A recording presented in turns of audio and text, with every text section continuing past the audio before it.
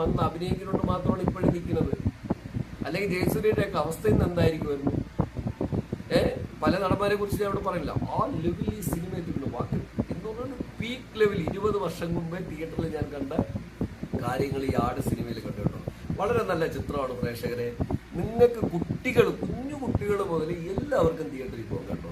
ആട് 3 കാണാം. ഞാൻ അങ്ങനെ പറയുന്നത് അതൊരു എന്ത് പറയണത്, ടൈം ട്രാവലർ എന്റർടൈൻമെന്റ് സിനിമയാണ്. അങ്ങനെ കാണാം. വേറെ അതിനകത്തൊന്നും നിങ്ങൾ വലിയ കഥയോ ഒന്നും ചിന്തിക്കരുത്. ഒരു ട്രെയിൻ ട്രാവല് ഒരു സയന്റിഫിക്കലി എന്റർടൈൻമെന്റ് സിനിമയാണ്. എല്ലാവരും ആ സയന്റിഫിക്കലി ചിന്തിക്കാറില്ല. ഞാൻ അതിനെക്കുറിച്ച് പറഞ്ഞ് ബോറടിക്കില്ല. കാരണം സയന്റിഫിക്കലി കാര്യങ്ങളെ കുറിച്ച് പറഞ്ഞാൽ നിങ്ങൾക്ക് പ്രേക്ഷകർക്ക് ബോറടിപ്പിക്കും. പ്രത്യേകിച്ച് ഈ സിനിമയിൽ അത് ഞാൻ പറഞ്ഞ് ബോറടിപ്പിക്കില്ല. അത്ര നല്ല എന്റർടൈൻമെന്റ് സിനിമയാണ് ആട് 3. നല്ല രസകരമായ 3 മണിക്കൂർ നിങ്ങൾക്ക് നിങ്ങളുടെ കുഞ്ഞു കുട്ടികളില്ലേ, കുമ്പിടികൾ, ഒരു 5 വയസ്സൊക്കെ ഉള്ള കുട്ടികൾ മുതൽ എല്ലാവർക്കും പോയി കാണാം. ആ ഒരു ഓളം ഈ പടത്തിലുണ്ട്. ആ രീതിയിൽ പടം മേക്ക് ചെയ്തിട്ടുണ്ട്. ഒപ്പം തന്നെ പ്രേക്ഷകർ എങ്ങനെ ഇത് സ്വീകരിക്കണം എന്നുള്ളതിന്റെ തെളിവ് ഞാൻ പറഞ്ഞു.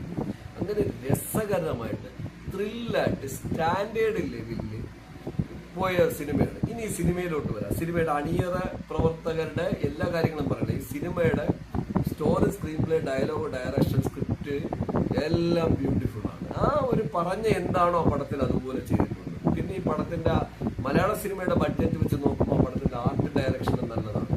അതുപോലെ തന്നെ ഈ ചെറിയ ബഡ്ജറ്റിൽ 50 കോടിയൊക്കെ താഴ്ന്ന ചെറിയ ബഡ്ജറ്റാണ് ഇപ്പോഴത്തെ സിനിമയുടെ. കാരണം അത്ര എക്സ്പെൻസീവ് കോസ്റ്റ് പല കാര്യത്തിലുണ്ട്.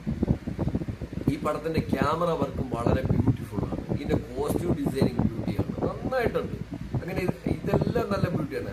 ആക്ഷൻ കോറിയോഗ്രാഫി ബെറ്റർ ആണ്. ഇതെല്ലാം നല്ല സ്റ്റൈലായിട്ടുണ്ട്. പിന്നെ ഇതിൽ ആ ഒരു ഡ്രോബാക്ക് തോന്നിയത് മ്യൂസിക് ഒക്കെ കൊള്ളാം. ഷാൻ റഹ്മാനാണെന്ന് തോന്നുന്നു. ഷാൻ റഹ്മാൻ എന്നാണ് എന്റെ ഓർമ്മ.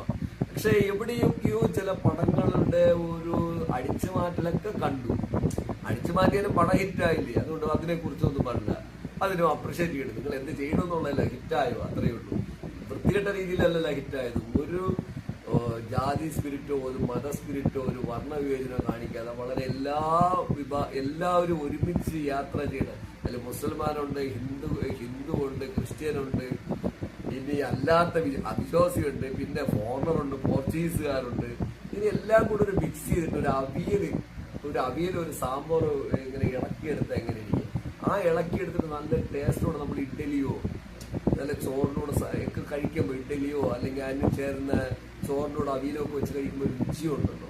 ആ രുചിയാണ് ഈ ഷാജി പാപ്പന്റെ ഈ ആട്. അപ്പൊ ആട് അത്യാവശ്യം നല്ല ഭക്ഷണം കഴിക്കുന്ന സാധനമാണ്. അതുകൊണ്ട് തന്നെയാണ് ആടിന് എപ്പോഴും ഗ്രോത്തും പവറും കൂടുതലുള്ളത്. അപ്പൊ അങ്ങനെ ഒരു ചിത്രമാണ്, അങ്ങനെ ഒരു മിക്സഡ് ഫിലിം.